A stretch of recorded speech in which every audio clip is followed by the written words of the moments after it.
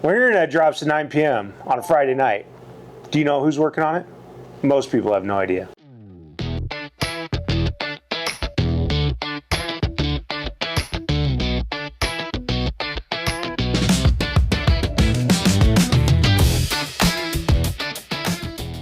Welcome back to Behind the Network. My name is Anthony Miller, partner at TREPIC Networks. My name is Alec Miller, operations manager here at TREPIC.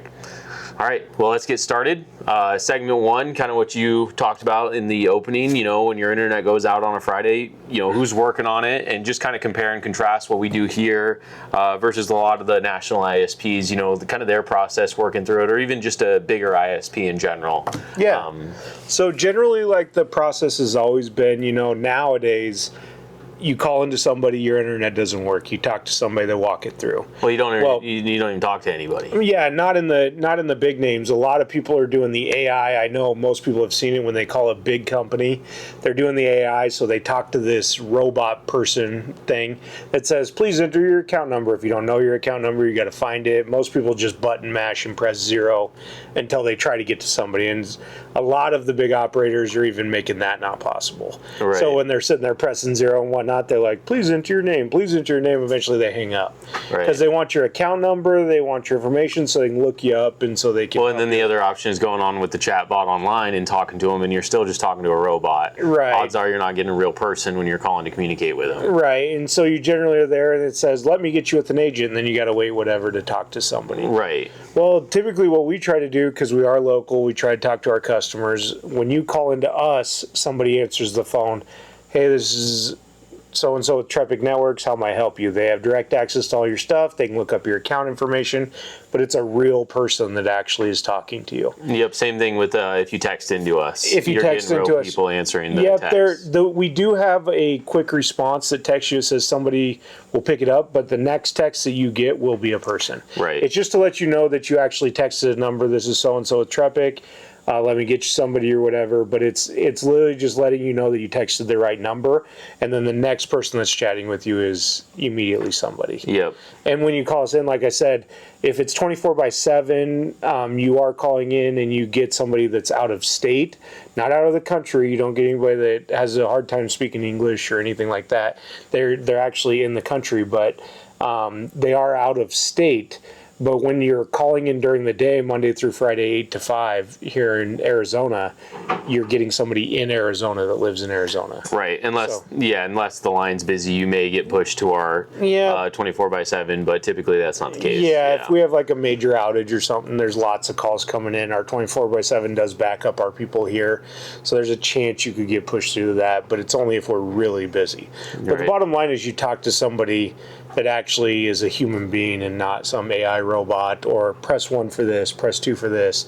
When you do call our main number, it does press 1 and 2 for that, but it's literally billing and sales or tech support. Yep. When you press billing and sales, you talk to somebody here in Arizona that'll help you out. If you press 2, it'll go to 24/7 if it's after our business hours. If it's during business hours, somebody here in Arizona talks.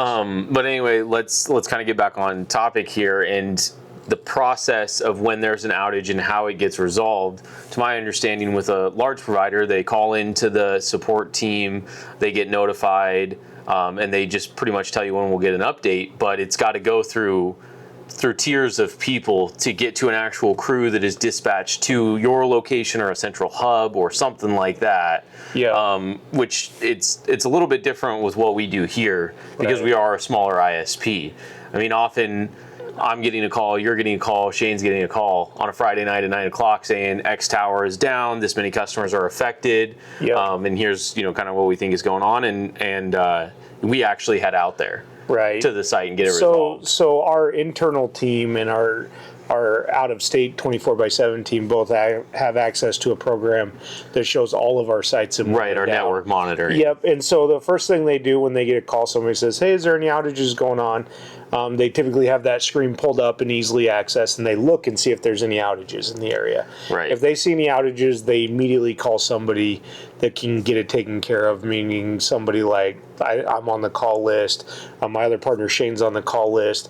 They call somebody and they're like, hey, you have 5 sites down or 1 site down, and we're about to start getting a bunch of calls. This is before people even know it's down sometimes, because the screen goes red and people haven't figured out their. Well, and we get email notifications and text notifications, and to know when sites are down. Yep. So once we get it, I mean, we can, get to it pretty quickly most of the time. I mean, I would say, especially with us being local. Being local, yeah. I mean, I would say once we have an outage, we have somebody working on it in 30 minutes, you know what I mean, to get on site. Sometimes our sites are like an hour and a half away, so it takes a little while to get there. But the problem with a big national type operation is they typically, once they have so many tickets open up, then they have to get it to like a level 3 tech, level 4 tech or whatever, and then they have to get an engineer, and then they have to schedule that person out before they even go out there and look at it. Right. Yep. And so it's kind of like a process. We can be faster because we're local and small business, so that we can dispatch and get the resolutions a lot faster. Right. You know what I mean? We just have better, I feel like we have better response times than the bigger carriers for sure. Well, yeah, just for an example, was just the other day we had an outage at one of our locations, and Shane, the other partner, was driving out on highway.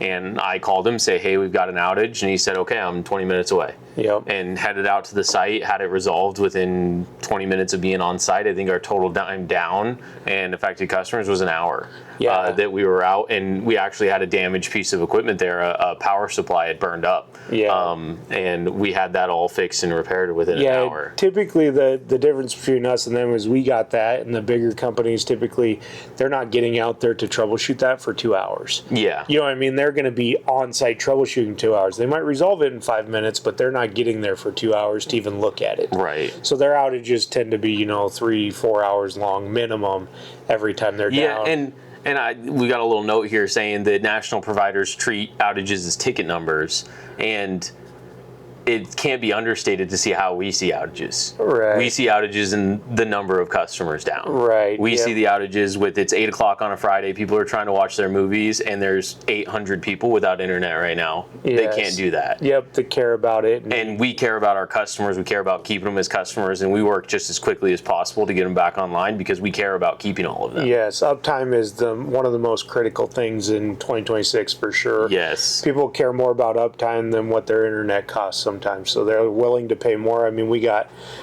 residential customers that have 3 different connections because they don't want any downtime.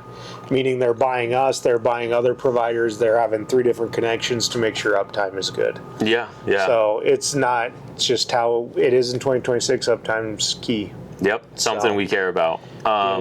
Next is the FCC, what they changed. I believe the changes went into effect in the last year.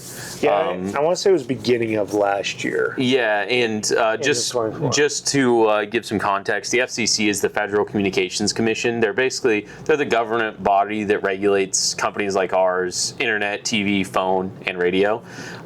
They set all the rules that we have to follow, including all of the different companies like us, Starlink, all of them. They govern all of them. Any radio waves or transmission that's telecommunication is controlled by the FCC. Right. So they control any communications. It's federal communications, and so any communication goes through them. Now they have rules like there's unlicensed rules or whatever like that, where you don't have to technically contact them to use it. Right. But they still write the rules around what. Well, and we have dozens of licenses with the FCC for licensed microwave links that connects our towers, connects customers. Yep, we have to file for a license every time we do that. Yep. So.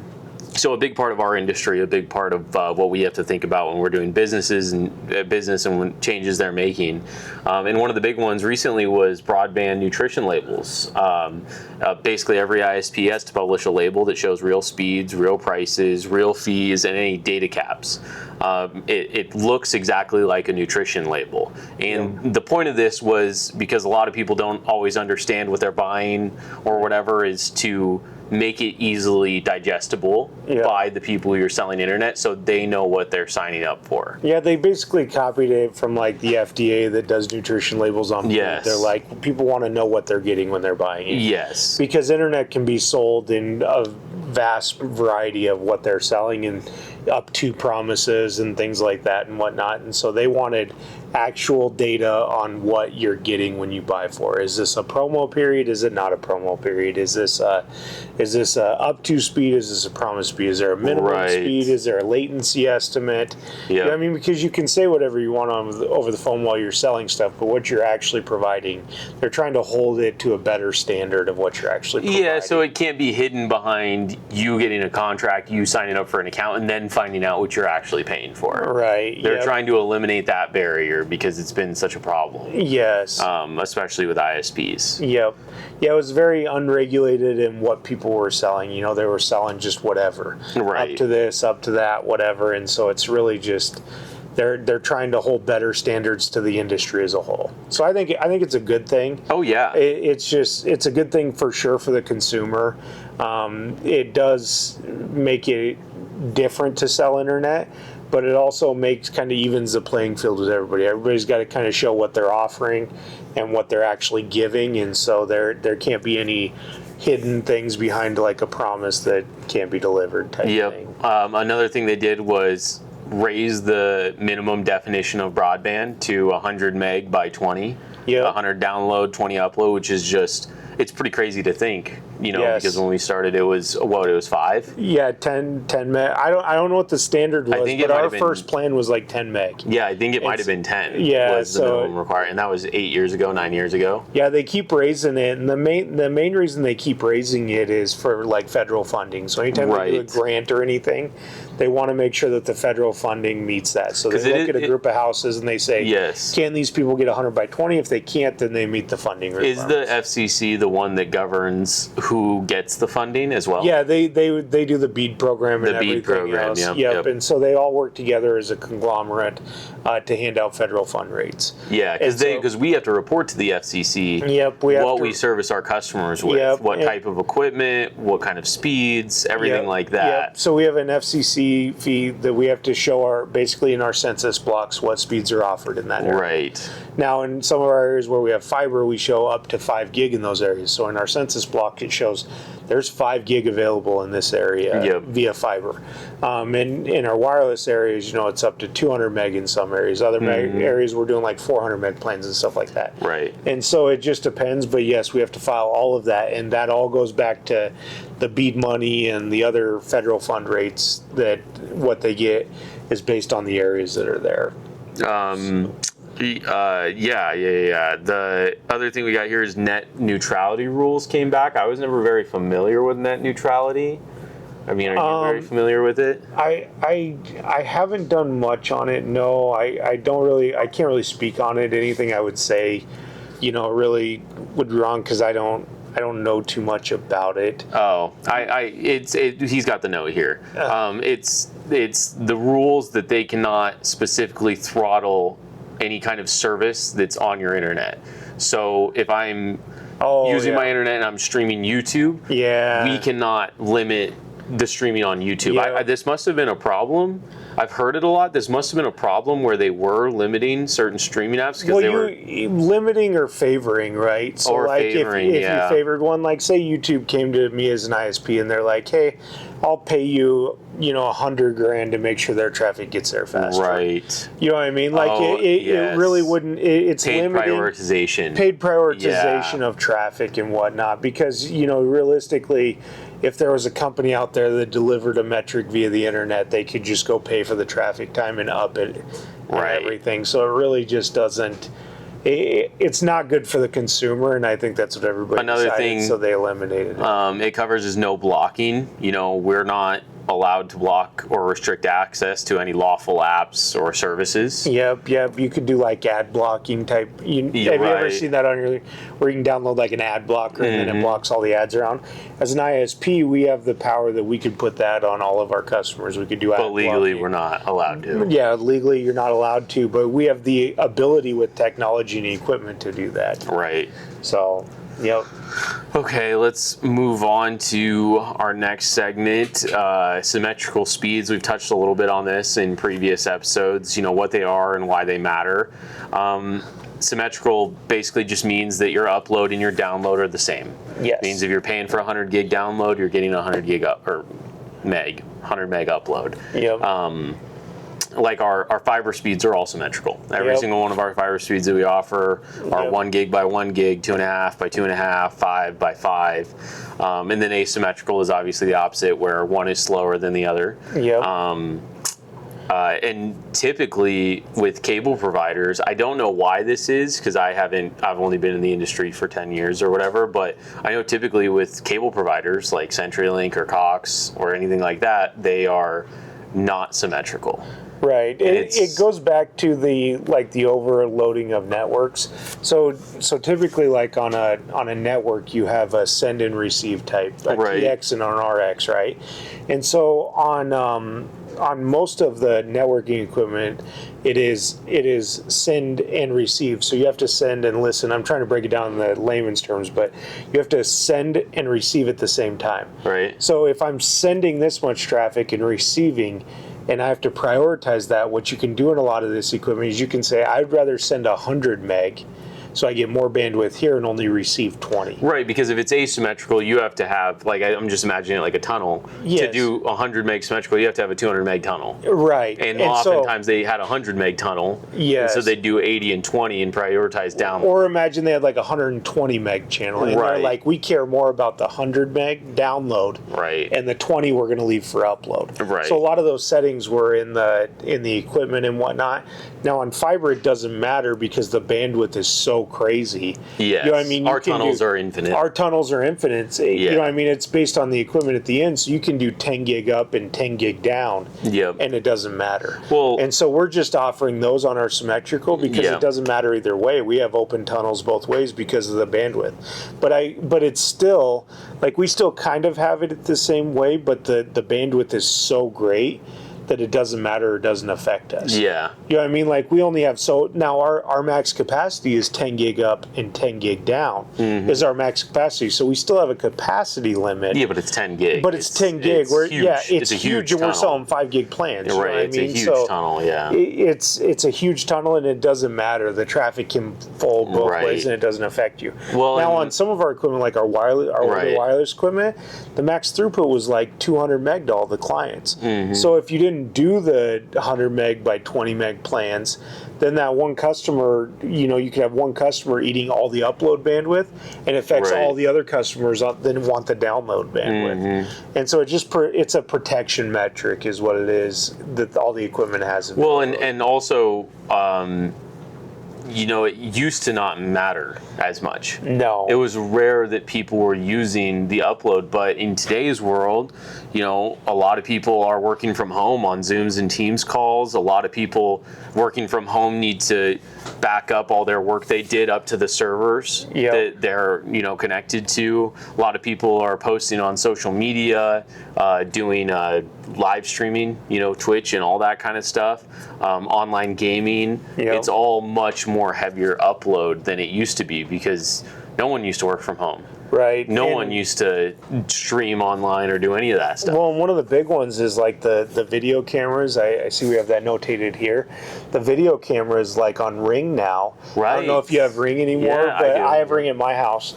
And you can actually go pay for 24/7 video recording of a Ring camera as long as your camera supports it. Right. And what's crazy about that is there's no server at your house. There's no NVR. There's no place to store the video traffic.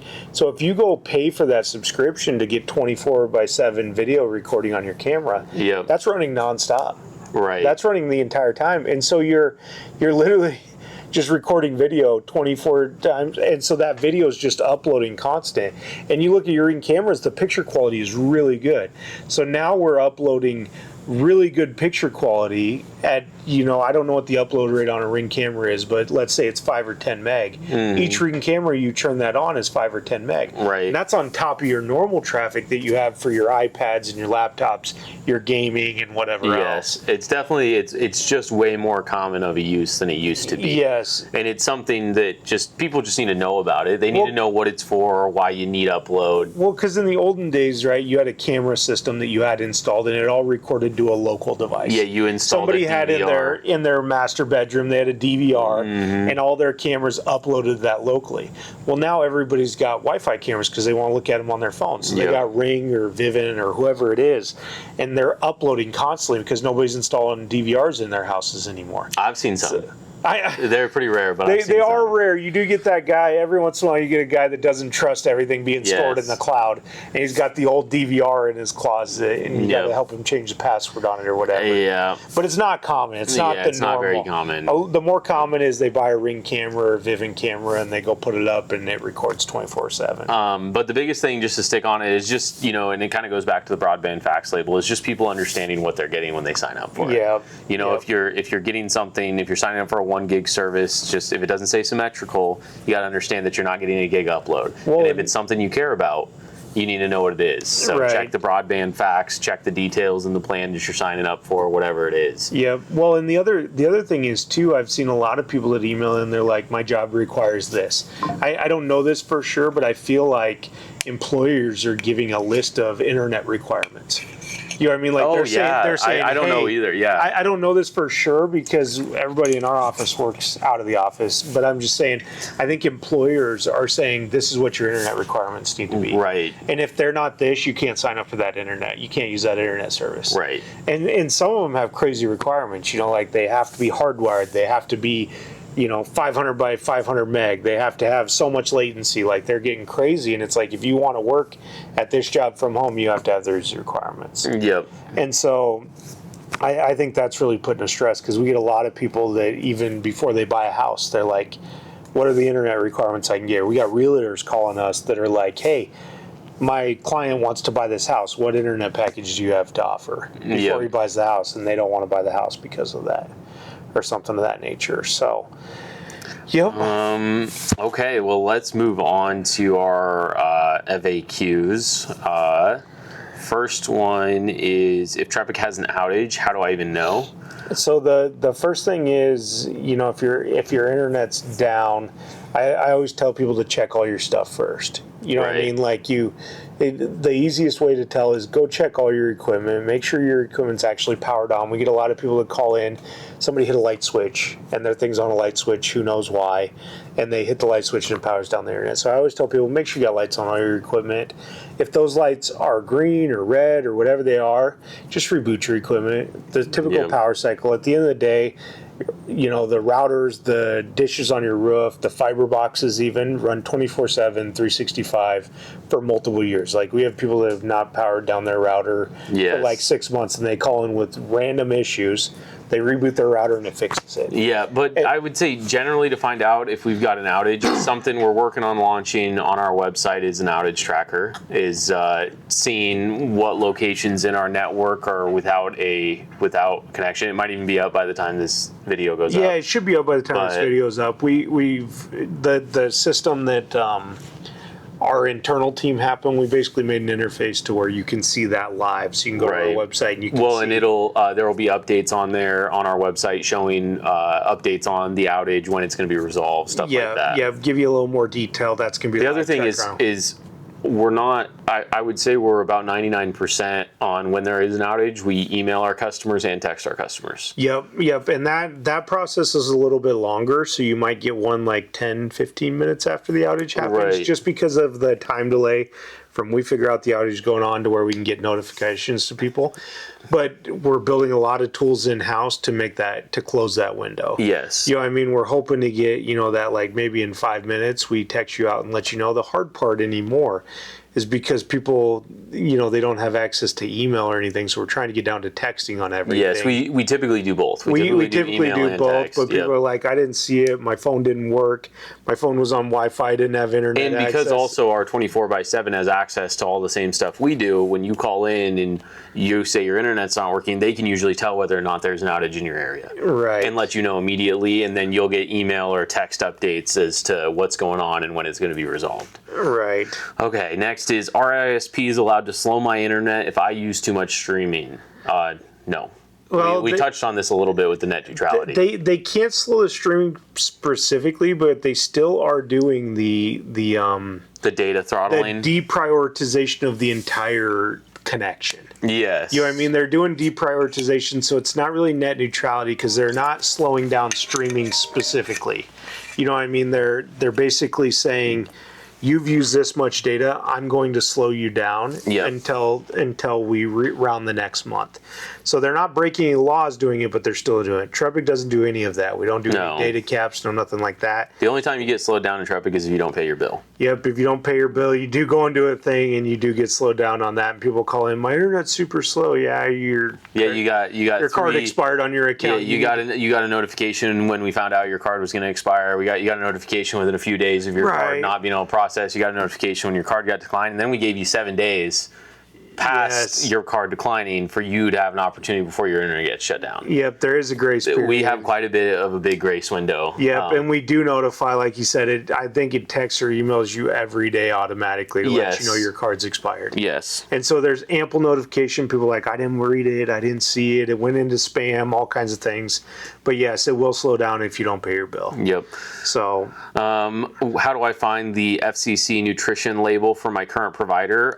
It should be available on any of the website. The website where they sell you the internet is where it's supposed to be. So that's any of the sales process, any of, if you're signing up for a plan. And I do know from personal experience of signing up with some of the larger providers that they require you to put in an address to find whether or not you're serviced. Yes. And not until you get about 60% through their sign-up process do you get the broadband label. Oh, so when you put in your address and then you see the plans, the broadband label's not there? No, it took me a while to actually find it. Oh, okay. But I mean, it was there, but I'm just saying it may not be just like present nutrition or broadband label right underneath the plan that you're looking at. It should be, but it may not be because there's only certain amount of requirements that companies have to even be compliant. Yeah, I feel like it should be in the sales process when you see the plans. Readily available, looking at the plans. Yeah, when you look at the plans, like they should have a button right underneath it that says. That's how it should be, but that's not what's required. Right. It's only required to show up somewhere along the sales process. Oh, okay. So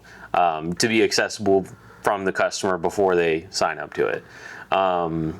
What's a TREPIC champion? Well, in our office, we have a lot of TREPIC champions. I mean, pretty much anyone here that's doing a good job or anything like that, we call a TREPIC champion. But it is a term that was kind of coined around us doing the internet free for life. Is that when they get the 5 referrals and they get internet free for life, they're a TREPIC champion. We got a little swag bag that we send. Not that we've had any yet. It's only been live for... No, we've been trying to get one. Yes. We got to get one that I think is at 4. He's got to get one more and then it gets free. And then he will be our first TREPIC champion. We'll make sure to post about it on social media. It's funny, they always, every customer you sign up, they're like, I'm going to be that TREPIC champion. I'm going to get 5 signups. Yep. And they try their hardest, but it is hard to get 5 people to switch their internet provider. Yes. It's one of those things. It's kind of like a challenge that we put out there, and we have one guy, like I said, that's close. He's at 4, but everybody, they typically try to talk to all their neighbors, try to get people on and whatnot, and they can get to 3 pretty easy, but getting to 5 seemed to be a struggle. So yeah, we'll get there. We'll get one. We'll get one. We'll get one. I believe in them for sure. Yeah. I think they can make it. Next question is, will faster upload help my kids' online schoolwork? Short answer, yes. Long answer, it depends on what they're doing. Depends on if they're in online, whatever, Zooms with their teachers. If they're online Zooms or they're having to upload documents or something like that. But just doing schoolwork, clicking through pages, answering questions, it's not going to help that. Yeah, but generally, yes. Yeah, but why does my Wi-Fi work better when I unplug the router for 30 seconds? There's a lot of things that go into that. I mean... I would say you shouldn't have to do it every week. Right. But you should have to do it at least maybe once a month. Like I said, it runs 24/7, 365. So you got to think it in times, not of days, but in hours that the equipment is powered on. Yeah. If you've ever had your computer, it literally powers on, starts glitching out. If you just reboot it, it makes it better. Yeah. It's just, it is what it is with electronic. Like, nothing's perfect. Nothing is built to run 24/7, 365. Yeah. So, just an occasional reboot, restart the system, shut down the power, turn it back on. Just gives it a little bit of a refresh. Yep. Resets the caches, stuff like that. Yes, But, memory, everything like that. okay, well, I think that's it. Episode 4 done. Episode 4 in the books. Thank you for watching. Like and subscribe. Check out our Instagram. We'll be posting some clips from this, and send in those questions if you got any. Yep, sounds good. Have a good day.